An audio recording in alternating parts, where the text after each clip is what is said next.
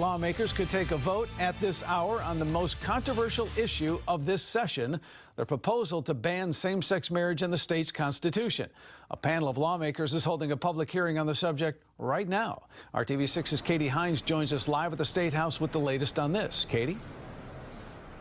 Drew, this is the second public hearing on HJR 3, the proposed amendment to ban same-sex marriage in the state's constitution. A second panel of lawmakers is considering the proposal during a public hearing tonight after it stalled in a first committee last week. House Speaker Brian Bosma reassigned it to a new panel of lawmakers to give it a better chance of passing. In many ways, the second public hearing on HJR 3 resembles the first. People are packed into the House chamber passionate on both sides of the argument. Many are opponents of the proposal to ban same-sex marriage in the state's constitution. State police removed one for giving a thumbs down sign during the hearing. Many of the same faces stepped up to the microphone to deliver their story, their side of the argument to lawmakers. Our culture of convenience is seeking to undermine family and marriage, and that's why we think this is so important. HJR 3 sends a negative message that Indiana is not a place that welcomes people of all backgrounds. The difference today is the makeup of the committee deciding whether to move the proposed ban forward.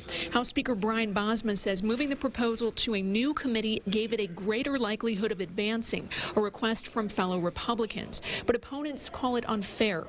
One Democratic representative, undecided heading into today's hearing, questioned the move. I don't know why it came to elections and apportionments when it's really a legal question, a legal issue. This has been being debated since prior to me coming to the General Assembly for over 10 years, and we can keep debating and debating and never decide or give our constituents the opportunity to vote on this subject. Questions about the amendment and its full impact continue, including concerns over litigation that could follow.